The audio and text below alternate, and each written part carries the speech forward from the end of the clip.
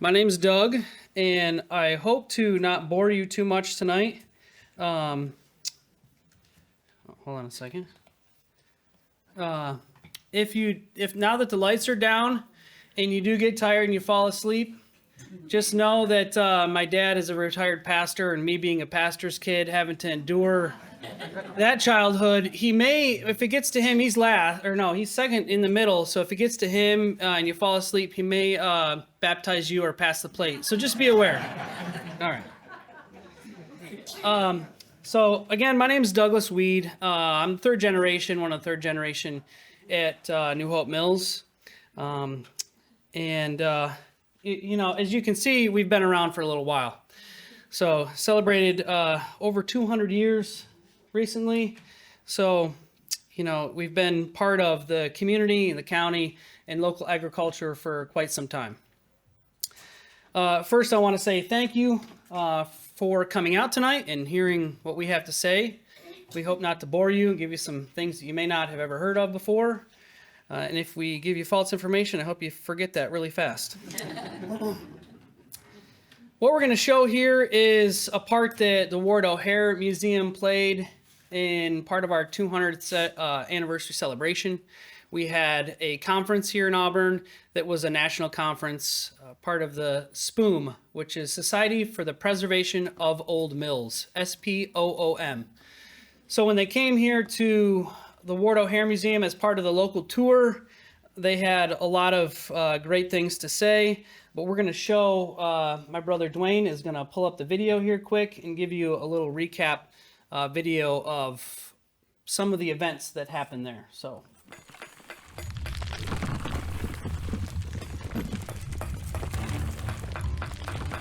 The Society for the Preservation of Old Mills brings us on a journey through time. Unlock exclusive access to restricted mill locations.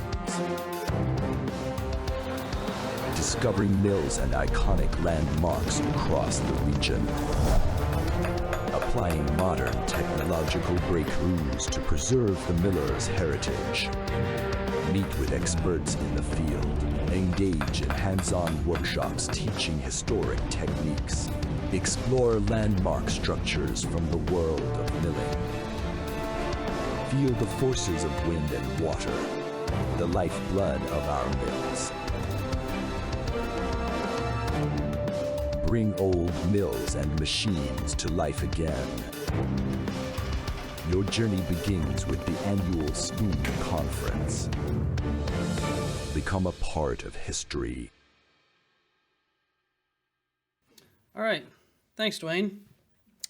One of the attendees from the conference had, and actually a number of the attendees that aren't mentioned here, like William Fontenot from Slovenia, had mentioned how great the area was historically, how impressed they were with the Agriculture Museum here.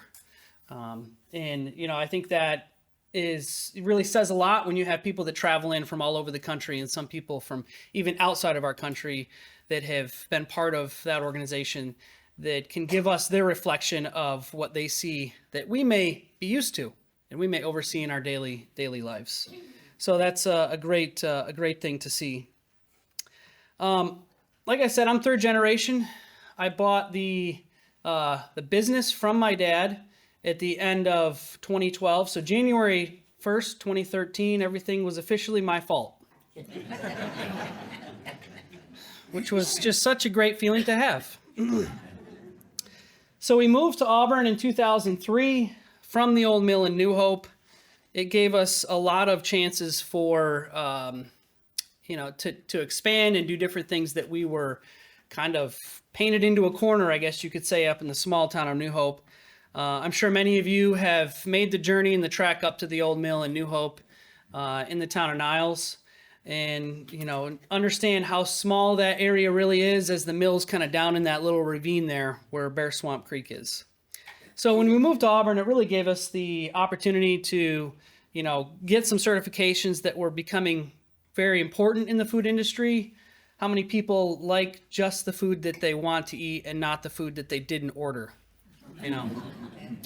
If any of you have been over to the restaurant, you know if you order something and they deliver you something else, it's kind of a letdown, so we try not to make that happen. But with SQF, kosher certification, organic, focusing on non-GMO and even fair trade production, SQF is an acronym for Safe Quality Food.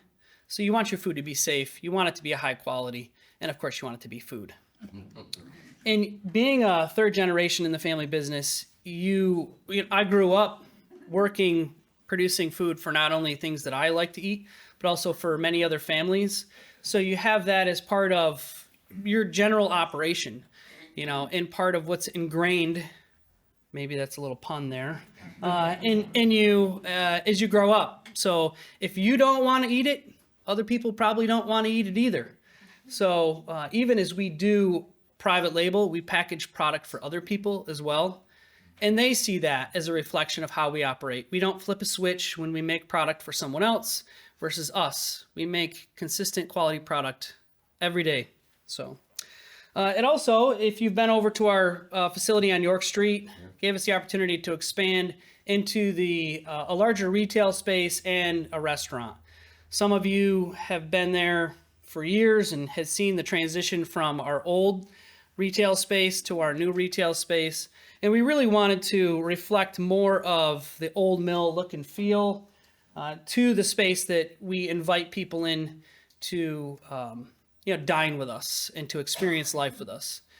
Growing up in food, you realize that one, you need it to survive.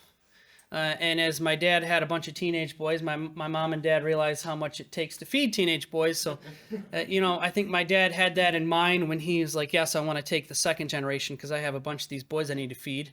So what better way to survive than to own a food company? So, part of our mission is to help families make memories around the table. And what better way to do that than to expand our offering and to bring tables into our restaurant and cafe to have people come in, because typically you eat with people you like, unless you're at a family reunion, and we all have that one aunt or uncle, and if you don't have that one aunt or uncle, you're probably that aunt or uncle. So it's usually a very intimate time where you share a meal together. So we wanted to do that as part of a way that other big brands might not step out and do that. They just want to be that manufacturer and push it into retail markets, which we are, and we do work through retail markets. But for those in our community and come through our community, we wanted that to be part of the engagement with our brand, is have people, give people the opportunity to come in and to try our product. It's a risk, but we think it's a risk worth taking. So, the New Hope Mills of today, we've come a long way from just having our yellow bag and our red bag and our white bag. Many of you who are generational customers and consumers of the product often, refer to our product as, oh yes, we have the yellow bag in the cupboard, or the red bag, or the white bag, whatever it may be. And we know which one it is, so we can help you out with that if you're not exactly sure. But we also have expanded into other types and flavors of pancakes and baking products, because we are a manufacturer that, can do a few things. So we have our newest, actually is pictured over there on the right, our s'mores pancake mix, which many of you, I think, who doesn't enjoy s'mores? So if you have a young one that wants s'mores and it's not really campfire time, you can always have that as an option. If you want to feel young at heart, well, then it's your own kitchen. I guess you don't have to tell anybody. Looking forward to the future, we want to continue to expand our brand and our presence. Not only locally, help people understand that, because there are still some people in Auburn that don't know we're here in Auburn, which is funny. But, my grandfather always said maybe I shouldn't tell them that, but there's 3 forms of communication. And, there's telephone, telegram, and tell a woman. So, he's dead and gone, so, I guess you can still give him a hard time if you want, but I think it still rings true. Communication between humans, when you have a positive thing to say, is still a good form of communication. So, we want to continue to discover our heritage. You'll hear from my dad as well as my brother Dwayne, some of those historical aspects of what makes us unique. We've been able to find out a lot of those things in recent years due to the ability to search historical documents a little bit more effectively through technology.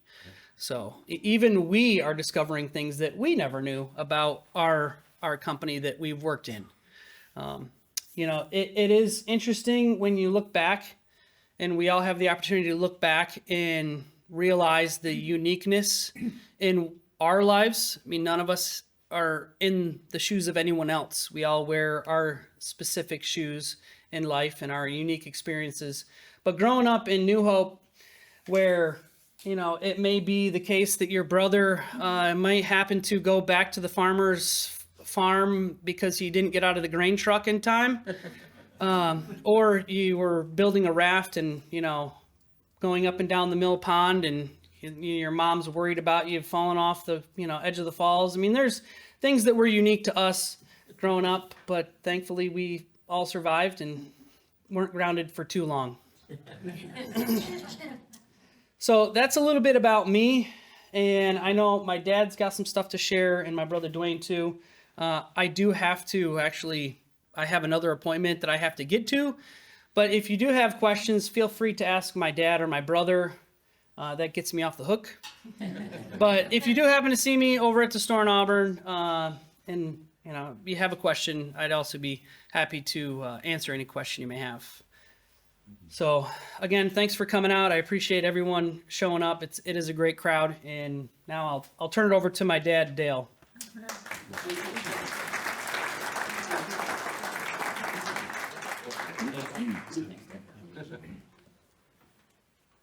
Yeah, Doug is a member of the town board in Niles, and they have a meeting tonight, so he's got to slip out, so he couldn't stay.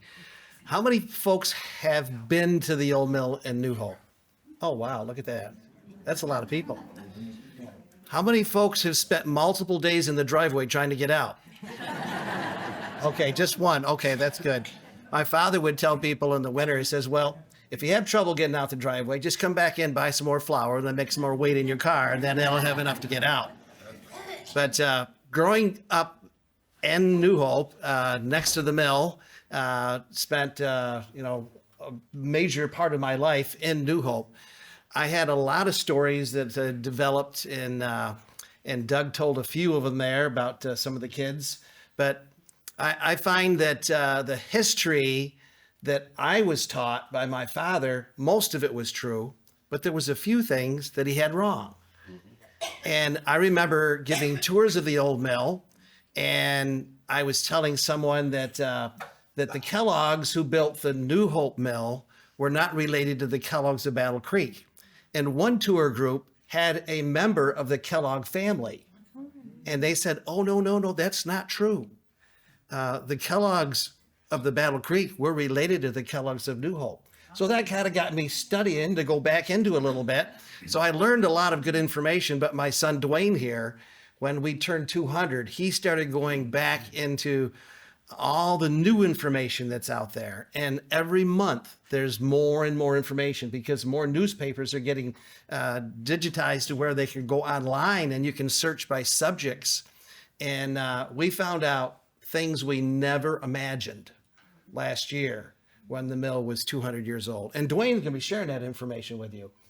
But this was in 1964. The parade part of the Sunday paper had this on the front cover, and it had some articles through that. My dad with the only pancake mix that we had at that time, the old-fashioned buckwheats, the only one we had.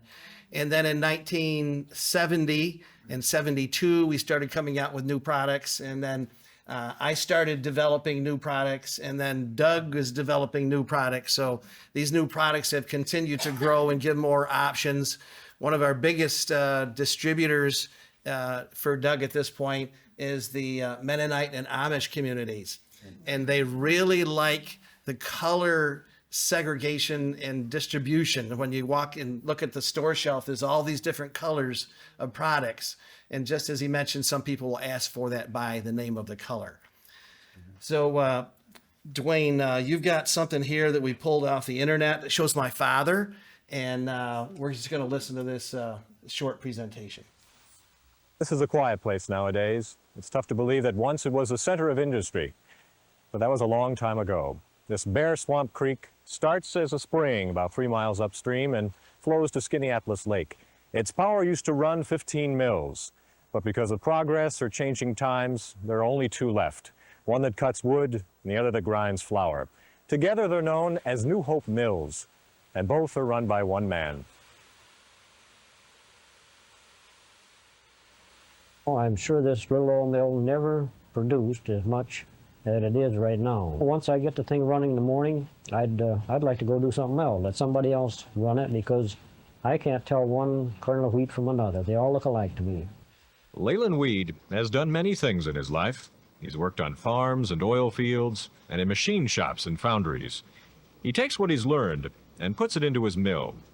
When Leyland took over New Hope, it was in mighty rough shape. The roof leaked and the foundation was crumbly. Without him, it would have gone down the stream like the other mills. On bad days, many things can happen, like broken belts and more customers than you can handle, and maybe a bearing go bad or something like that. But you think you know it all. It'll teach you that there's one more you haven't learned yet. It don't break down a lot, and you keep it well oiled because you don't want it to break down, because there's just one fellow that I know of that's going to fix it, and that's myself. As you walk about New Hope, you feel as though you're part of some great dusty machine. Everything works together. The old turbine harnesses the water, which turns the huge leather belts that move the sifters. Buckwheat, cornmeal, rolled oats, and pancake flour are stone ground here. The sifter from great-granddad's day sorts the grain 8 different times.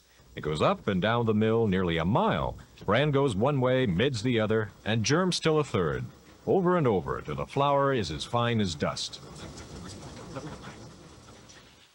It's not every day we find something that meets the challenge of time and keeps going. There have been some changes since New Hope ground its first bushel of flour in 1823. But what hasn't changed is the simple, rough, pure way it's done. Leyland Weed and the men before him are the reasons why there is New Hope. I like to do things myself. I don't like to rely on Social Security or anything like that. I came here crippled, and I didn't want to be a part of that. And I never thought I'd ever do manual labor. Thought I could lift nothing heavier than a teacup. But after 33 years and a few accidents, it's still kind of hard to find hired help that'll outwork me. So we had a situation that developed where a state inspector came in the mill, and he put a stop order that we could no longer sell any product from New Hope Mills unless it contained enrichment. So my father was kind of disturbed about that, and he was wondering, well, I'm not going to put chemicals in, so what are we going to do, go out of business? And he found a librarian that gave him a copy of the law, and he realized he could fight this. He didn't have to hire a lawyer. He could fight it himself. And 4 years later, my father sent me to Albany for a hearing that affected everybody in New York State. It's whether all flour had to be enriched. And flour at that time was illegal in Canada if it had enrichment, and in Europe. But in New York State, the director of Ag and Market said, no, all flour had to be enriched, even if it was in contradiction to the federal law. So after we were all done with that hearing, they wanted us to put a warning on the side of the flour bag saying, warning, this does not contain enrichment prescribed by New York State law. And I said, well, it sounds like a cigarette package to me. I think we should put a warning on all the other flour that has enrichment and say this is illegal in Europe and in Canada, and it may be harmful to your health.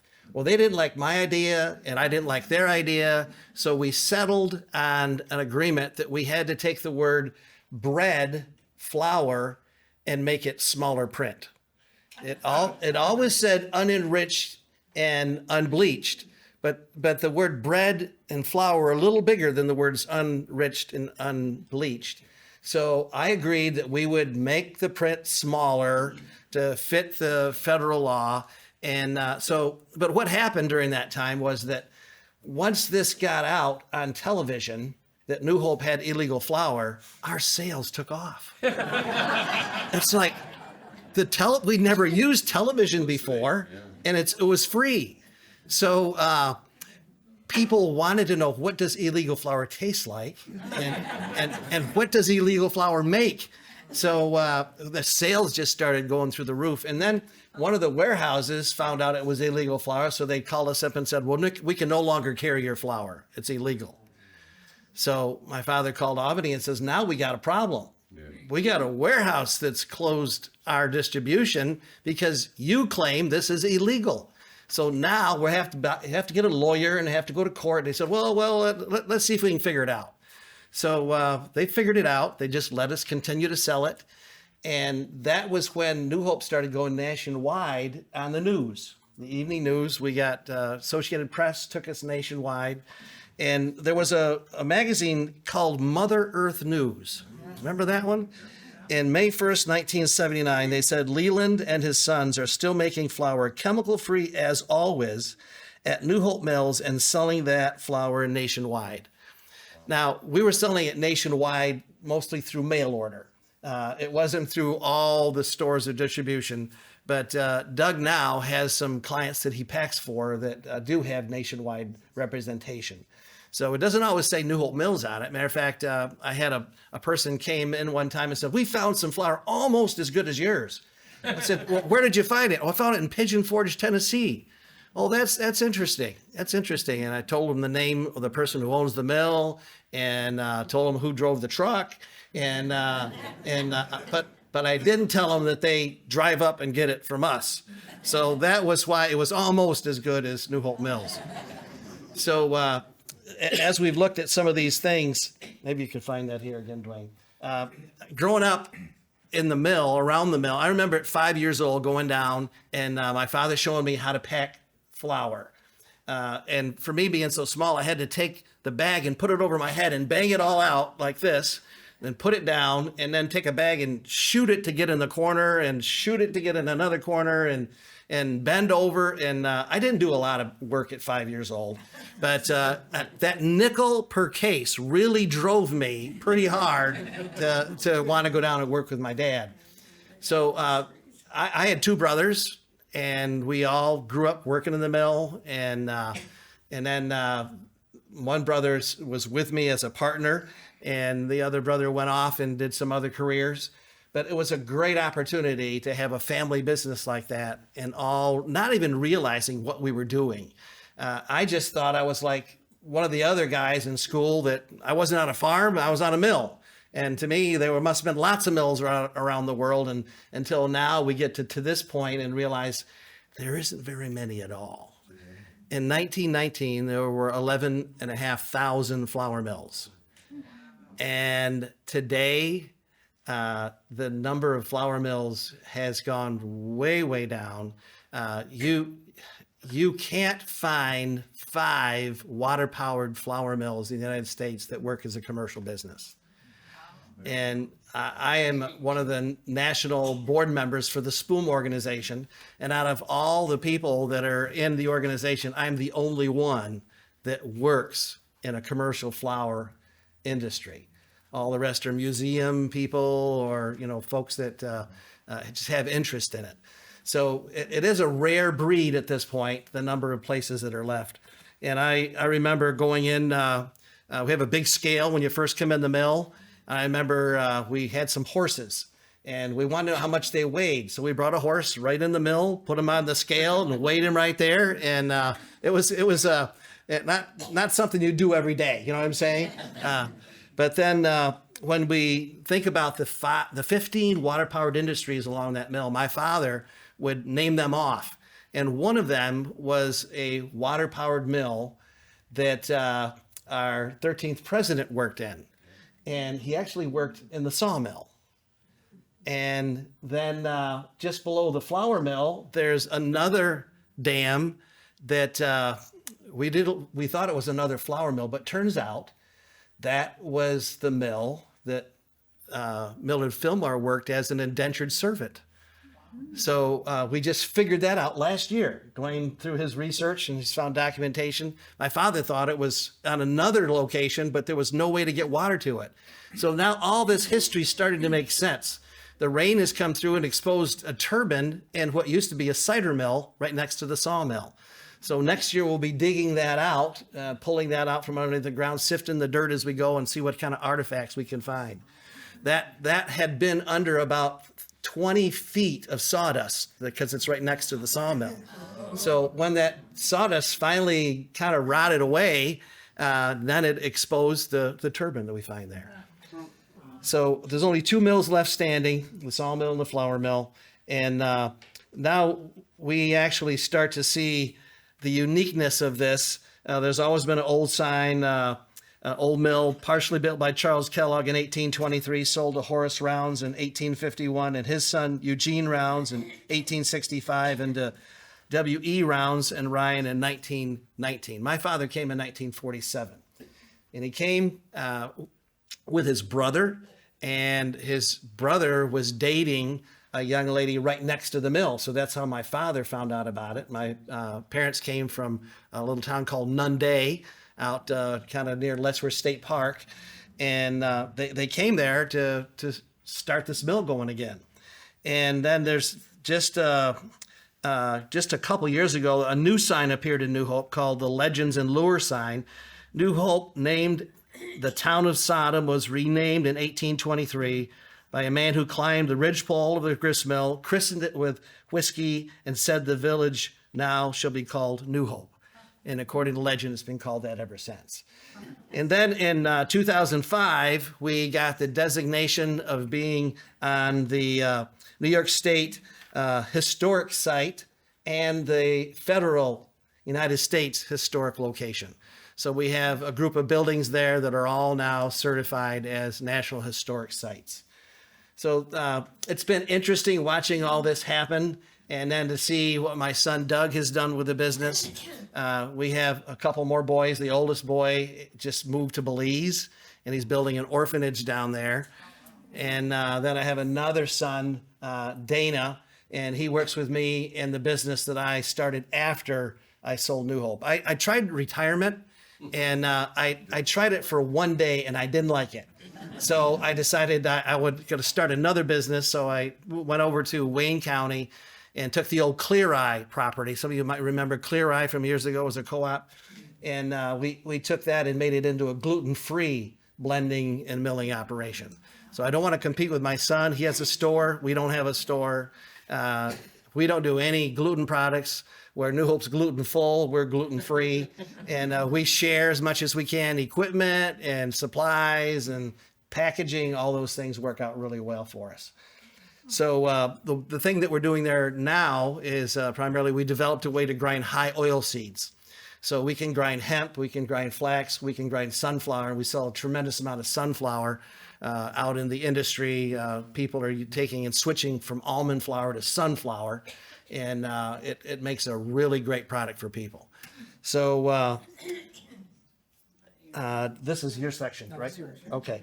So some of the things that we found, the relationship to major events and things such as that, the origin of Just Add Water pancake, as we know it today, actually New Hope was one of the first ones to ever do that.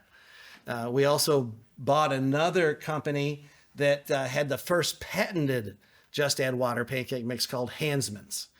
And then we found out as we looked through some of the history, Graham Flour actually had some connections to our mill. I found where Sylvester Graham worked in a local area and was getting flour from our mill. And also the cereal wars, we found out, actually started from our mill. Yeah. So as you get deeper and deeper, there's a nearby Glen Haven Water Cure Center, and they had multiple different innovations from that little water cure center right on the shore of Skinny Atlas Lake. So Dwayne's going to be sharing some of that information, and what's coming next is that we will next year have a 501c3 that allows a living preservation of this industry that was there in New Hope, and we'll have several buildings tied into that, and then we're building partnerships locally and beyond as we make this preservation effort of New Hope Mills. Okay, Dwayne? And the,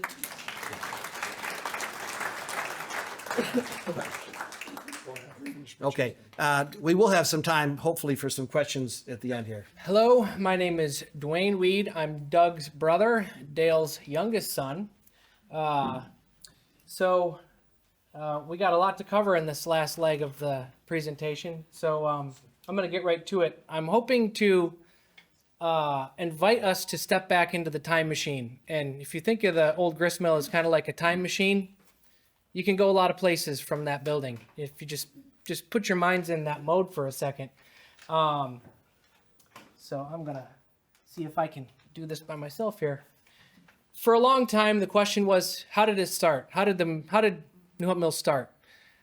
Well, in the last couple of years, I had a different way of thinking about it. It was, what kind of person looked at Bear Swamp Creek and said, we will build right there? I think that's the more important question, because I don't know a lot of people who think that way. And this is going to help us understand that just a little bit better.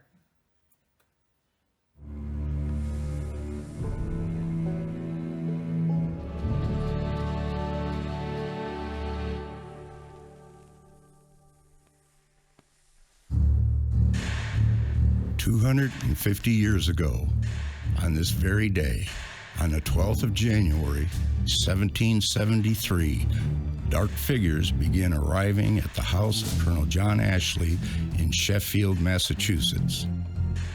11 in total, these shadowy men assembled on the upper floor of the home to discuss the growing tensions between the American colonies and the English crown.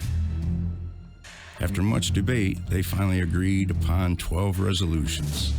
With their votes cast and names assigned to the document, the men arranged to print their new Declaration of Resolves in the Massachusetts Spy, a newspaper with close ties to Paul Revere. Surrounded by increasing uncertainty and rumors of both good and evil, one of the 11 to have his name and vote bound on this piece of paper was known as Deacon Silas Kellogg.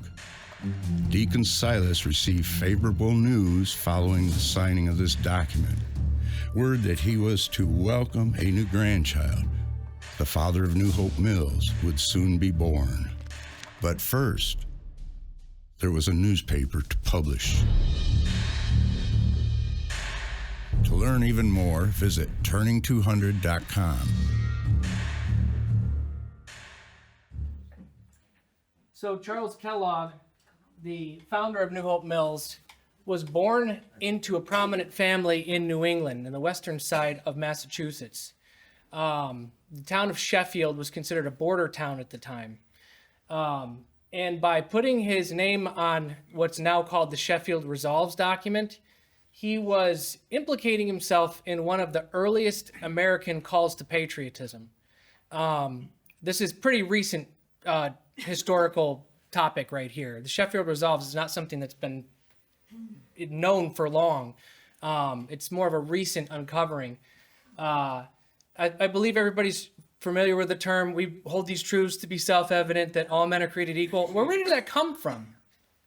Does anybody know who kind of came up with that first? Well, that document has that very similar wording. The only difference is it says, we believe that in a state of nature, all men are created equal. That's what makes that document so interesting, is because it predates the Declaration of Independence and many of the, what got us here today. Somebody had to come up with that first. And in that room, there were some very important people. The second Speaker of the House was in the room that night. A notorious American pirate was in the room that night. And Charles Kellogg's grandfather was in the room that night, and putting his name on that with all of those extremely prominent people who had themselves marked. And shortly thereafter, the Massachusetts Spy was shut down. So I was learning that even media censorship was happening back in 1773. So who were the Kelloggs? Who were they as a family and as a group? The Kelloggs were, for lack of a better word, patriots, pioneers, and politicians. That is all 11 children of Charles Kellogg.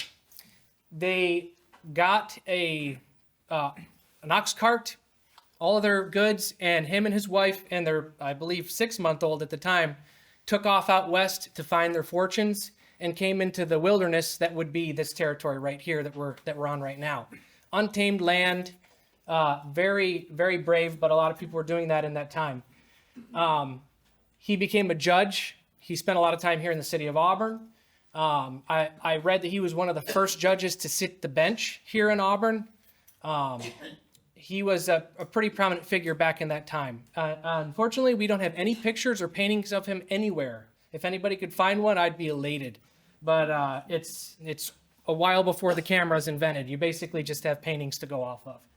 So the Kellogg family from New Hope is the ones to create the first known Kellogg's brand in the country. So right now, Kellogg's, when you hear the name, you think, well, History.com says Kellogg's are a group of bold pioneers behind America's most iconic food empires.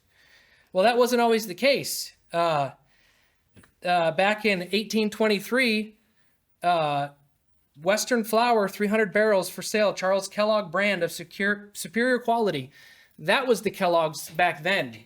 They were the more well-known branch of the family. Some of the members of the Kellogg's in Battle Creek hadn't even been born yet. And Charles and his family were already making history with food well before this. And they weren't just selling flour. They were agile. They were ambitious. They built the mill in New Hope with one specific purpose in mind, and that was to use the Erie Canal as fast as they could and ship the local flour that was being made by the farmers of this region to Albany and to Troy, New York, so they could make money. Back in the past, you had to cart it by yourself all the way to a big city, and that's not a short distance back then. You had to carry all your harvest there. So Charles has got this idea that we can get it to market, get it fast, get paid, and we'll use the canal. So the Kellogg's were one of the first people to actually utilize the Erie Canal. And that would have had a major impact on the town of Niles and the people in the surrounding area. So as far as the town of Niles, who were some of the people that would have been there with them at the time? Who were some of their neighbors, their friends? Well, just to name a couple, I know we talked about Millard Fillmore already a few times in this, but Millard wasn't just a neighbor. Millard was employed by the Kellogg family in the carding mill on Bear Swamp Creek. Millard Fillmore lived more of his childhood in New Hope than I did, which was kind of a shock to me. I thought I was kind of a New Hope boy, but he lived there till he was 19 years old. So most of his childhood was spent there, but the vast majority. And he's quoted as saying, "My childhood was spent, as it were, in the forests. It was indeed one of the clearest and most beautiful lakes which I have ever seen. The canoe seemed suspended in midair, and the fish could be seen at great depths." And that's from his life in New Hope and playing in Skaneateles Lake. So obviously we know he went on to be the 13th president of the United States through, various turn of events. But he was actually a regular at the Kellogg house. He would visit the Kellogg family library. If you go look at the historic records on Millard Fillmore, you'll find a letter written to him by Charles Kellogg himself. The connection is quite deep. As soon as he became president, he nominated what appears to be one of his good friends, Day Otis Kellogg, to be the consul to Glasgow, Scotland. And that was done immediately upon becoming president. So the Kellogg's were very deeply connected to him. And one of their neighbors would have been Eliza Davison Rockefeller. She grew up in Niles. And she doesn't get a lot of attention, but I think that may be about to change. She is the mother of John D. Rockefeller, who is still talked about today, some good, some bad, but it's unmistakable that he is one of the richest men to ever have existed on earth. And Bertrand Russell is quoted as saying, "What John D. said, what he thought, and what he felt came from his mother." It seemed like she was a saver and was trying to culture some of his conservative side, which perhaps without that, it could have been much different.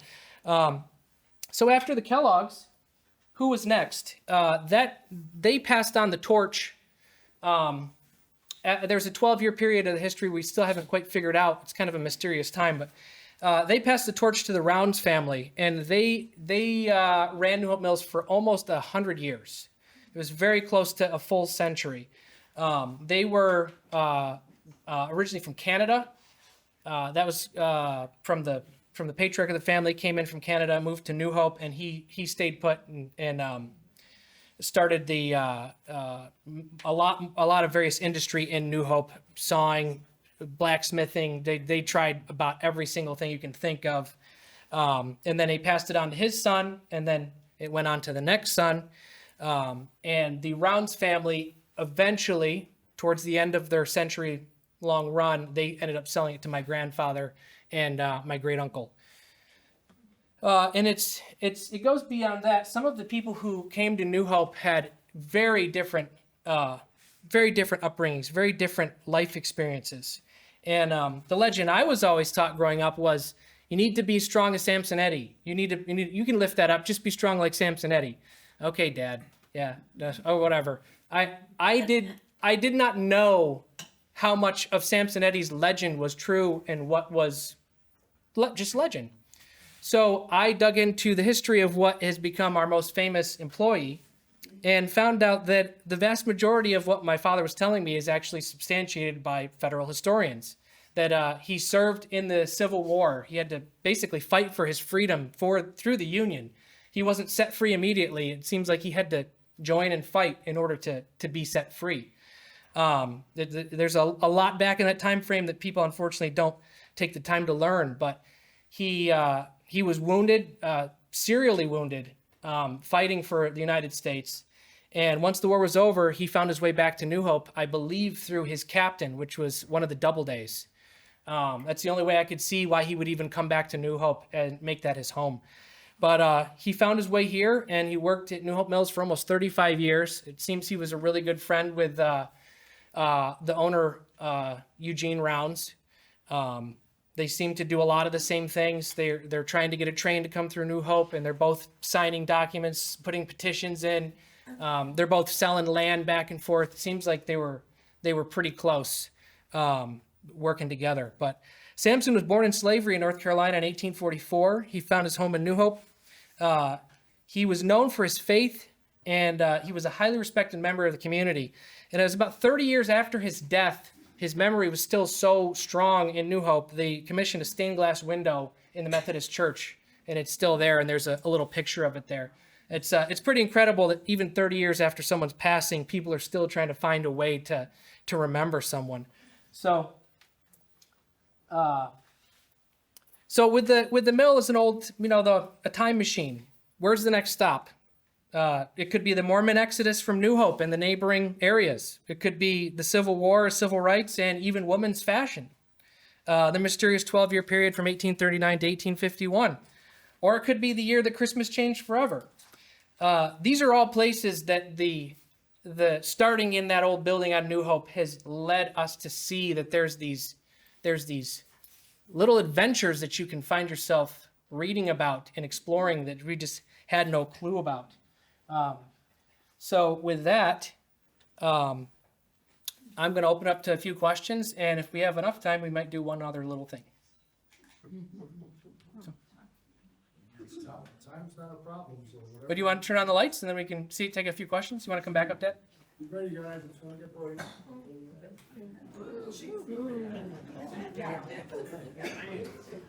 Yeah, just one right here. What is stone ground? Okay, the question is, what is stone ground? And there's several definitions, so just bear with me a second. Typically, stone ground is you have two stones, one stationary and one turns. However, the federal government has allowed people to put a little bit of product through a stone, and the stones are set far apart, and so they all touch a stone someplace, but they're finished up in other machines. Doesn't sound fair, does it? But that a majority of what has been sold in the last 100 years, that's how it's been processed. Now, Bob's Red Mill does only stone ground. So they have machines. I would see Bob twice a year usually, and a great guy. He has a wonderful story, a book called People Over Profit, of how he failed in everything he did in his life until he got a flour mill, and he was successful at that. And then his sons were successful at milling. And then he decided, I've had enough milling. I'm going to seminary so I can learn to read the Bible in the original languages. And he went up, and then he was walking along and saw a mill for sale. And his wife said, "You're going to call the realtor, aren't you?" And he said, "Well, maybe."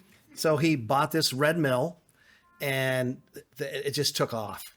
And he was using the old stone ground methods.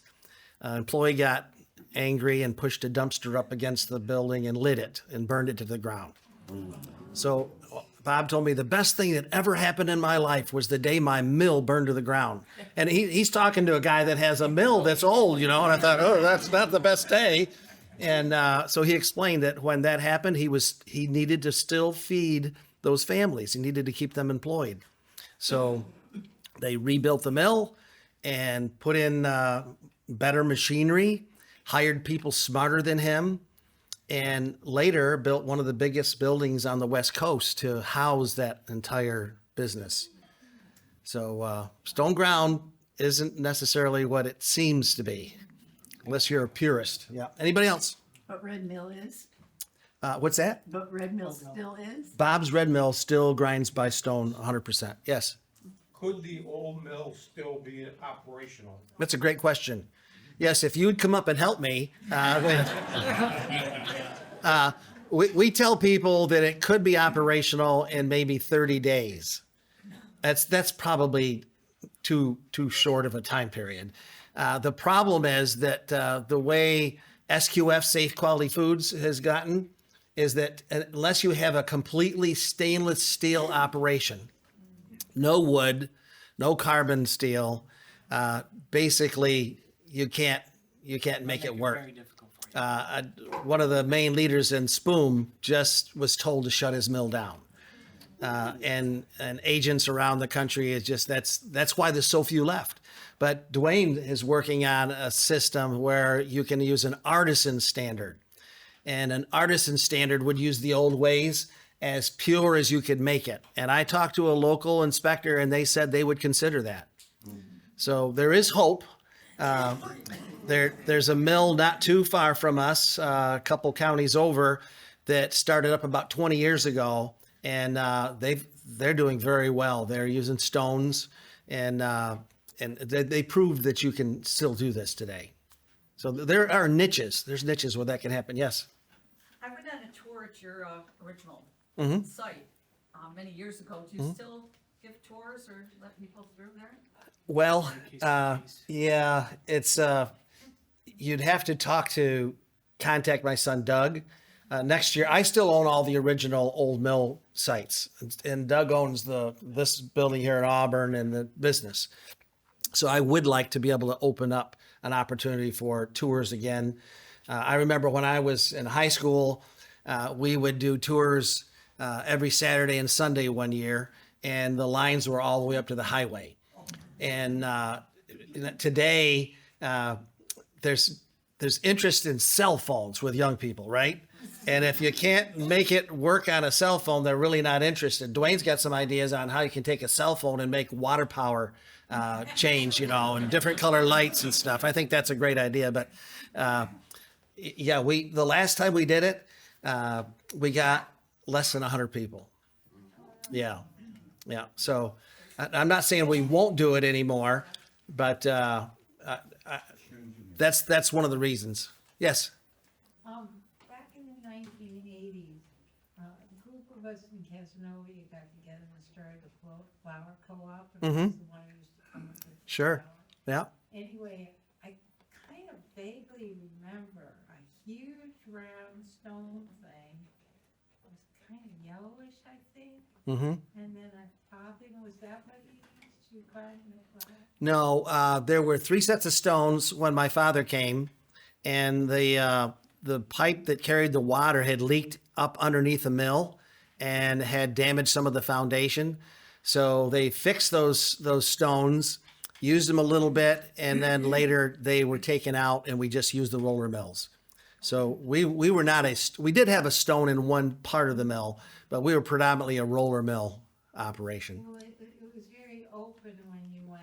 I Mhm. took my van up. Yep. And you could walk right through it, the white water wheel. Mhm. Yeah, a lot of things have changed. I remember growing up and we'd have the driveway full of artists, all drawing the mill. And you'd have to kind of tiptoe around between the easels and stuff, you know, to get to the house. And they'd come back the next year several times, but I don't remember anybody coming and doing that in 30, 40 years. It's just times have changed. Anybody else? Question? Yes. So is all your flour ground here in Auburn now? No, no. We do blending and packaging. And right now, I'm trying to talk my son into grinding again. I'm grinding out in Wayne County, but New Hope has product milled to their specifications. So it's still the same formula, same product, but it's milled to their specification. Anybody else? Yeah, back here. Yeah, my question is, with New Hope Mills being on Bear Swamp Creek, Mm-hmm. I spent a lot of time down there myself. Mm-hmm. Were there any other businesses on the creek? Yeah, there were 15 water-powered industries in 1 mile of the stream. So when the first people walked through the area, they heard water flowing, and we think, oh, pretty picture. What they would think is cha-ching, you know, that's money, that's power. I can make money there. So every place that dropped. Right now, we have 3 concrete dams. We have 3 beaver dams, and they kind of change in location over the years. But then we have the cider mill, sawmill. We found out what was a wagon shop actually used to be a wheelbarrow factory. And that's amazing how many wheelbarrow factories were around.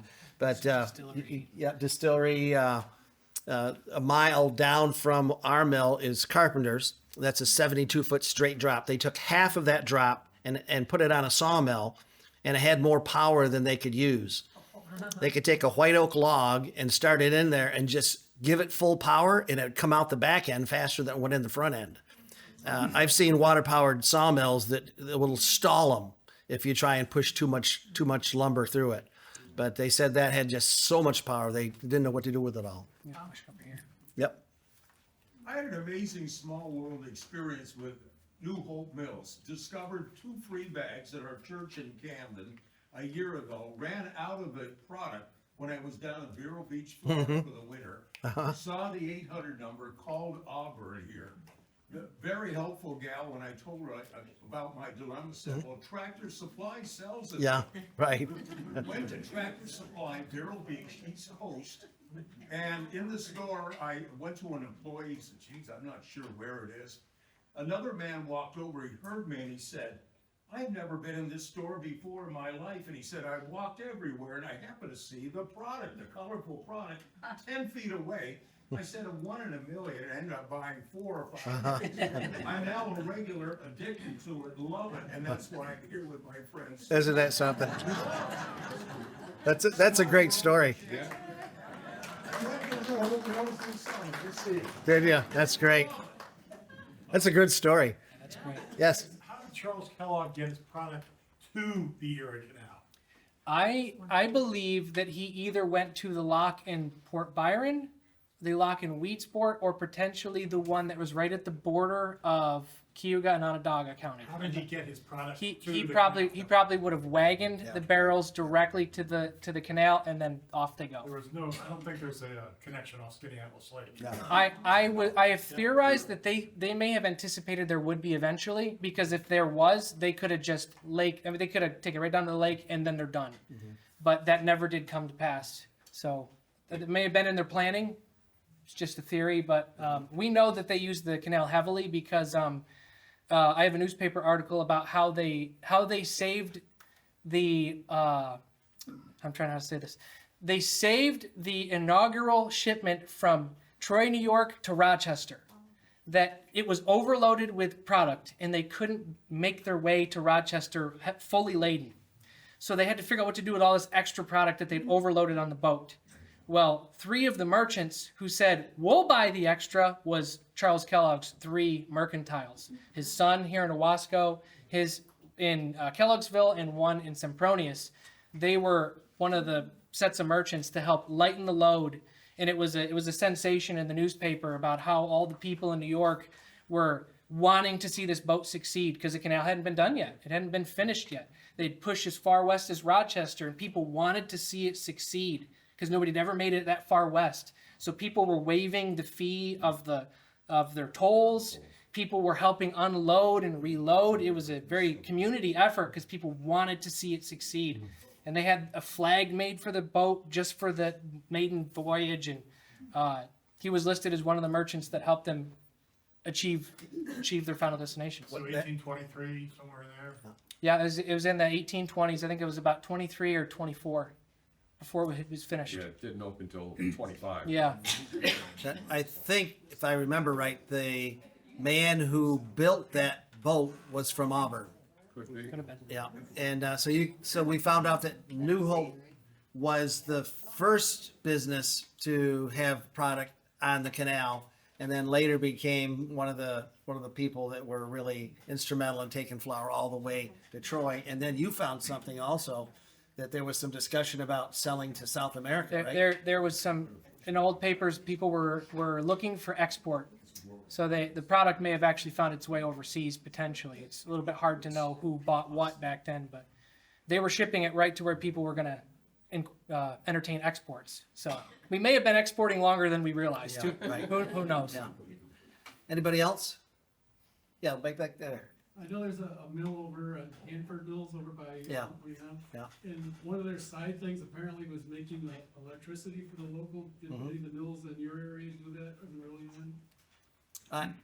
My brother, who was an owner with me before he passed away, was an electrical engineer, and we bought a big gearbox and hooked it to the overshot water wheel, and then we contacted the electric company and asked them how much power could we sell them, and a year later we got an answer back that wasn't related anything to our question.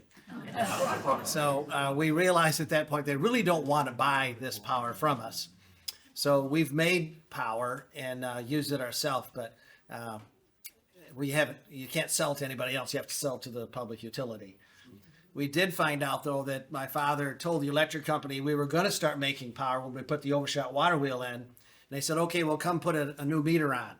So they came and put the new meter on, and my father said it was almost $1,000 a month that he was making in profit because their new meter was not a good meter and it read really low. So we ended up getting kind of like free power from doing that. So anybody else? Okay, we've got, That meter for sale? what was that? You sell that meter? No. Well, we leave you with one last thing. When we did the Society for Preservation of Old Mills, we tried to really do the best we could for Auburn. This is just going to be a couple minutes, but we wanted to, since it was a national convention, to make sure everybody just had a great experience. So I was able to convince my father and my brother to really put a lot of effort into telling what I'd consider to be like our most compelling story. If we had to pick one, just leave anybody with one thing. So they agreed, and we did it, and it seemed to be a huge hit with the crowd we had. So this would be considered the second major debut of these things.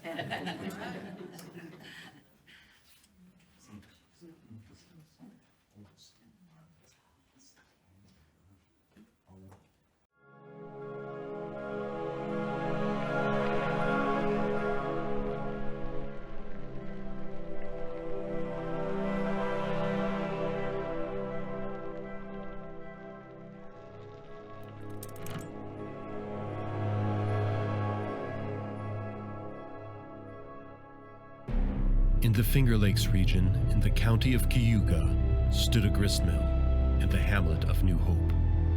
From this place, it appears the first strike was carried out in what would later be called the War of the Recipes.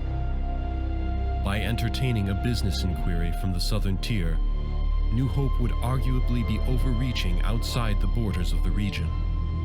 Nonetheless, in 1851, the mill came under the ownership of the Rounds family, who were savvy businessmen and eager for expansion. In 1865, the mill was sold by Father Horace Rounds to his young son Eugene Rounds, who was no stranger to the means of expanding his sphere of influence. After buying the grist mill, the young Rounds then began another venture, manufacturing wheelbarrows with his brother Charles. Next, Rounds laid his eye on the nearby Erie Canal, a system of interconnected waterways that would enable the shipment of goods and widen his domain. But the canal was merely the beginning. Railroad tracks were being laid across the county, and Rounds marketed his supplies to the line. The railroad would propel deliveries and enable New Hope to reach the ends of Cayuga County and ultimately make its capture a reality. About the late 1870s, with Cayuga County on sure footing, Rounds turned his attention back to the grist mill and broke ground on a new north and south wing. Rounds then adopted the latest improvements. Especially impressive were the cutting-edge milling machines. Efficient and effective, New Hope's roller mills were equipped with the latest in Austro-Hungarian milling techniques. Armed with modern machinery, ample storage, and clear shipping routes, the moment for New Hope had finally arrived.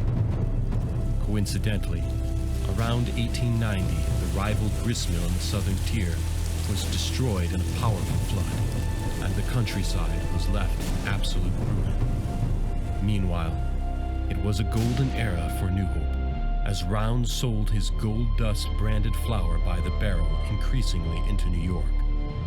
In fact, in 1897, Rounds boasted a claim in a national publication called the Northwestern Miller. He said, "Where we sell our flour once, we sell to the same parties again. We consider that we have as good a mill as there is in the state of New York." Seemingly unchallenged, and with little concern for borders, New Hope moved outward and in boastful confidence. But the grist mill on the Old Bear Creek wasn't satisfied yet. New Hope was about to release the very thing it would be known for: a pancake mix.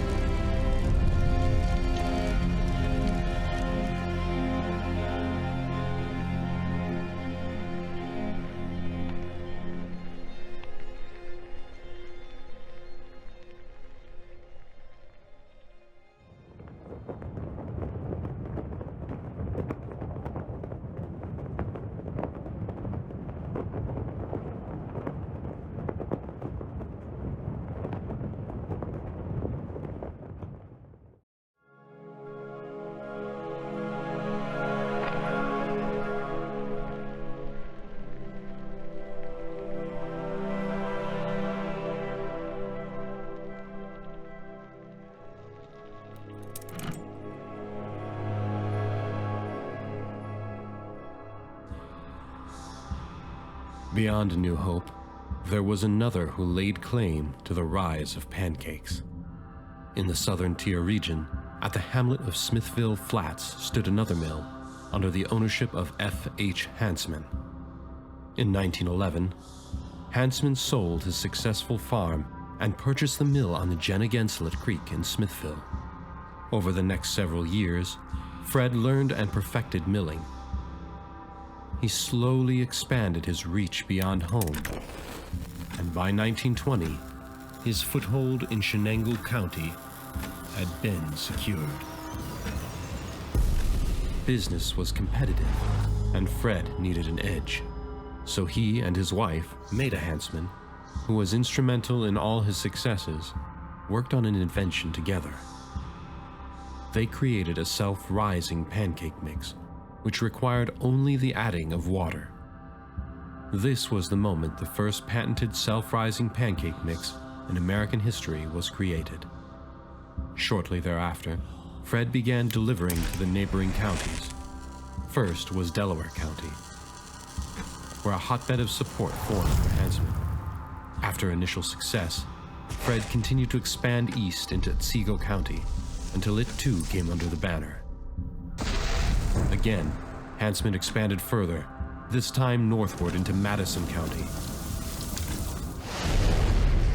Finally, Hansman drove deep into Cortland County,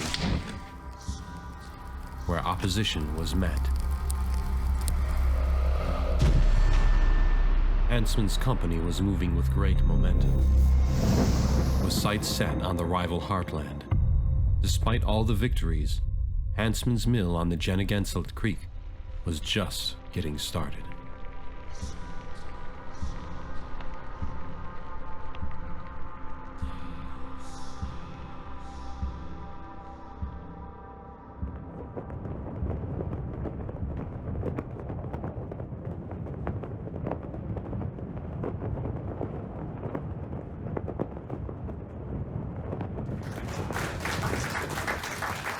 The first thing we did last year, when it was cold, we hauled in a building, was like an Amish-made type of a building, and put a recording studio in it. And that sits up at New Hope in Auburn here, just outside. We've got Mark Catola is a movie producer, is a good friend of Dwayne's, and he spent a lot of time helping us develop these things. So they have a number of other things, and we're trying to record history. The owner of Hansman's Mills, we recorded a long thing with him. We were like arch enemies. I remember driving across Kansas at midnight and walked into an interstate restaurant, and he was standing in front of me in the line. So I said, "Excuse me, they don't allow people that use Hansman's to eat in this restaurant." And he turned around and saw it was me. So he lost his business due to a flood. And after that flood, we ended up with a lot of his customers and a lot of his equipment, and we developed a friendship. And I remember growing up in my house, the Hansmans was always like the supper table conversation about how evil they were, you know. They were moving our product in the back room, putting their product on the shelf, and this actually went on. And one time, one of the Hansmans' drivers forced my father off the road. He wanted to talk to him, and he said, "Our business is bigger than your business." And my father says, "Yeah, but we got more mills than you've got." And they were going back and forth along the side of the road. But I ended up in this spoom organization meeting for the first time in my life a guy who grew up this counterpart to me in the Hansman's family. Oh. And we become good friends. And when we did this spoom event, I took my cell phone and ran a video of his reaction to what we found out about his family. He had no idea we were doing this. And so we were going back and forth about, you know, the rivalry between what was going on with our families. But we've become really good friends. He told me in his household, the conversation was about the evil New Hope Mills, you know. And then he told his aunt, who was up in years, that he'd made friends with the Weeds from New Hope, and she said, "Why would you do that?" And my mother had a similar reaction too when she heard I was, having a good friendship with the Hansman. So, you know, it's interesting how life makes changes like that. Yeah.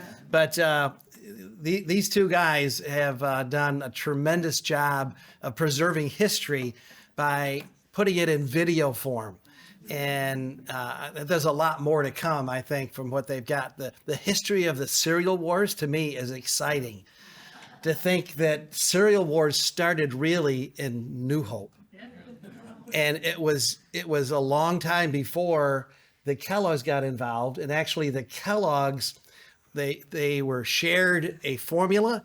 And guess what they did? They copied it, used the same name, and got sued by one of the mill's customers.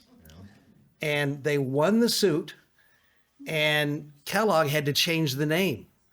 They changed the name to Granola. What was the first name? Granola was the first cereal ever invented. But granola is what Kellogg's changed it to. And then I remember a young guy working for us. He came in one morning and says, I got a great idea. I'm going to take granola and make it into a bar, and we'll have granola bars. And everybody that was working there all laughed. So that's a crazy idea. Yeah. Well, It's still on the market. yeah, you look up his name and you'll see that some websites credit him to be the discoverer of granola bars because he took the idea that we laughed at, sent it to an invention factory. And the invention factory had his name down as the inventor of that product. Some of those stories are on the table up here. Yeah, So you can right take along them through on here. and read them yourself if you want. Thank you so much for coming. It's great having it here. You're welcome.